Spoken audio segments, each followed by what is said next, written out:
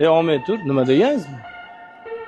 Aka bir tinga qimmatmi? Umuman reklama qilmayman. Biz aslida reklama qilish uchun kelgan edik, lekin umuman boshqacha bo'lib ketdi. O'zingizlar ko'ringlar, menda ayb yo'q.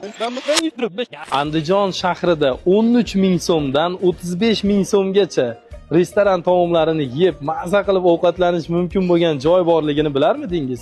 Videoni oxirigacha ko'ring, biz sizga obzordan keyin manzilni aytamiz. Ketdik. Ushbu 1,5 ming sig'imga ega bo'lgan oshxonamizda 35 xildan ortiqroq taomlar tayyorlanadi. Men esa bugun sizlarga ayrimlarini obzor qilib beraman.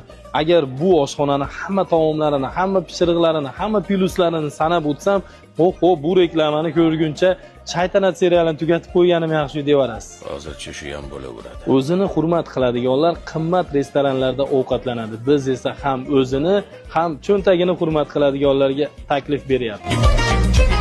Bu Toshkent dimlama 25 ming so'm. Wow, dumba jigar 30 ming so'm. Aytgancha eslatib o'tishim kerak, choy, salat, non hammasi bu oshxonamizda bepul. Bu esa Toshkent oshi 25 ming so'm. Devzira osh 28 ming so'm. Do'lma sho'rva 28 ming so'm. Buni nomini o'zingiz yaxshi bilasiz. Bu 25 ming so'm. Bu taomning nomi Antiqa 28 ming so'm. Langet 30 ming so'm. Xonim